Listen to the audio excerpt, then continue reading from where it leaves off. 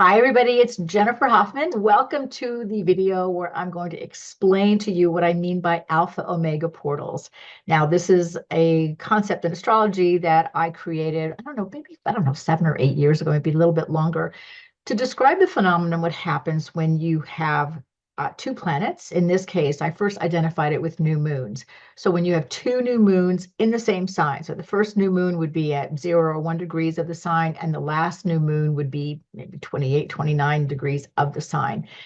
It's the encapsulation of the entire energy of that sign in the new moon period, which is about, 28, 29 days.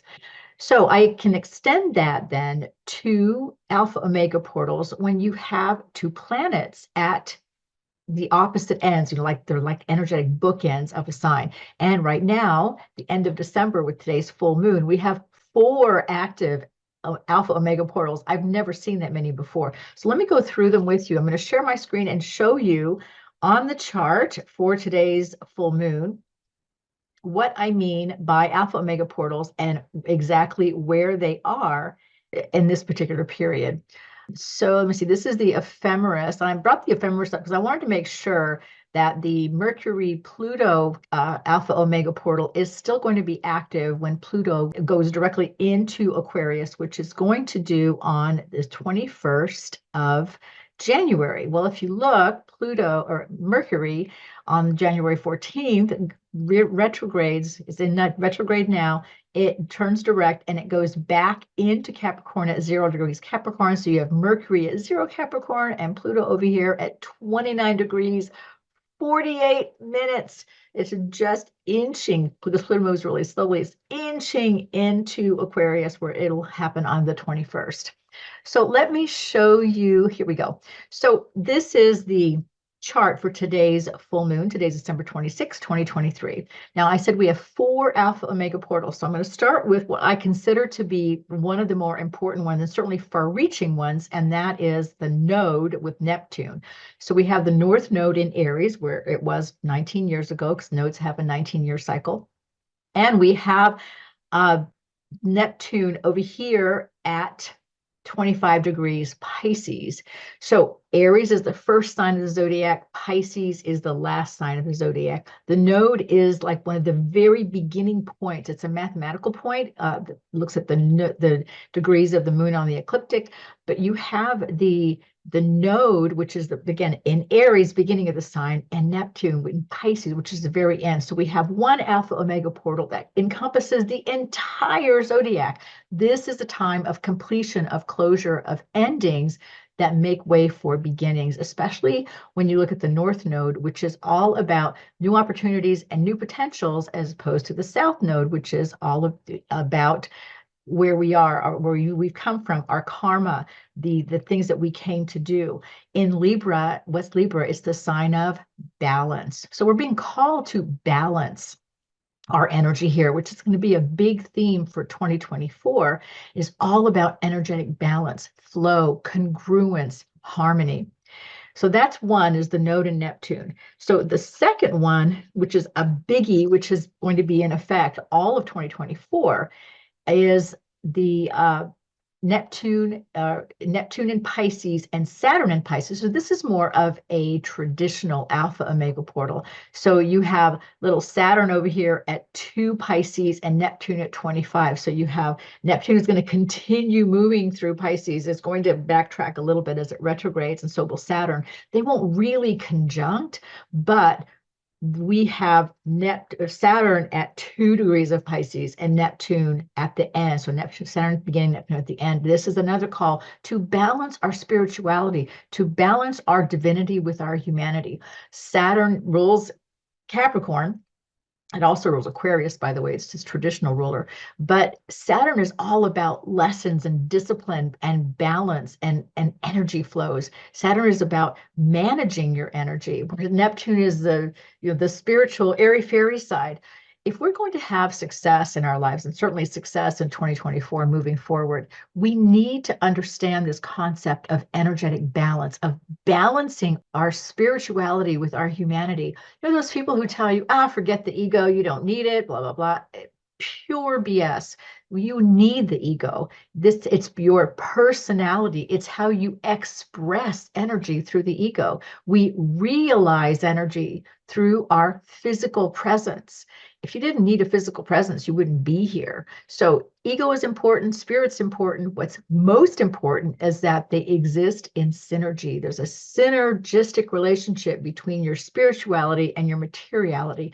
There has to be the congruence of energy of spiritual and material in your life if you're ever going to feel like you can engage in the new multidimensional realities without completely losing your mind.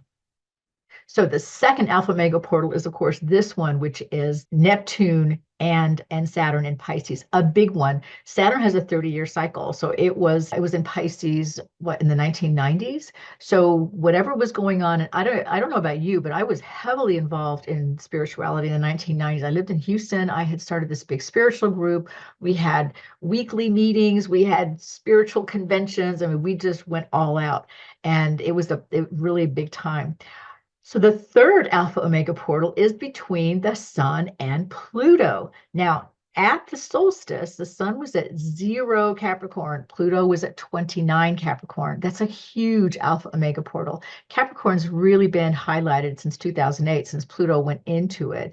And then we had the very famous Saturn-Pluto in Capricorn conjunction, which is a rather rare occurrence. I don't remember the exact date, but it doesn't happen very often. First of all, because Pluto has a 248-year cycle, so it's only in Capricorn once every 248 years.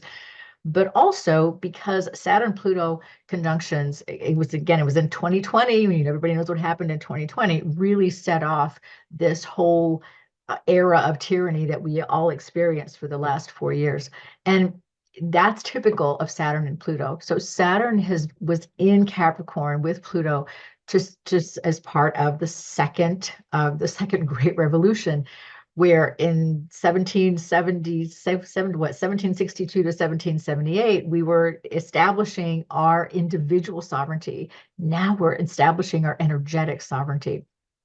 So the third one was the Sun and Pluto Alpha Omega portal, which at the solstice was huge. This is also the very last solstice that we are going to have with the Sun conjunct Pluto. So we've had it for the last 15 years or so that we've had a solstice with Pluto in Capricorn. We won't ever see that again in our lifetime. Pluto will not be in Capricorn again until sometime, the mid 2240s or something like that. We'll all be long gone by then, at least I hope so. And then the fourth alpha omega portal also happened on the solstice. It happens again, as I just told you, at the middle of January, is we have Mercury and Pluto. So we had Mercury at 0 Capricorn and Pluto at 29 Capricorn. The significance of Mercury-Pluto alpha omega portal has to do with karma. It has to do with how we process energy and the extent of our karmic connections.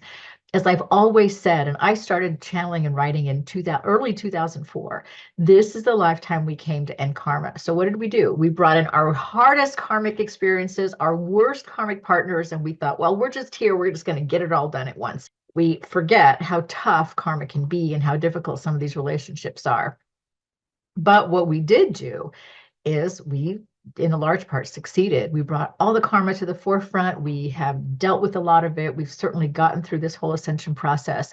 And Mercury rules karma. So in your chart, wherever you have Mercury, this is where your karmic lessons are. It deals with communication, siblings, short trips, variety of different things.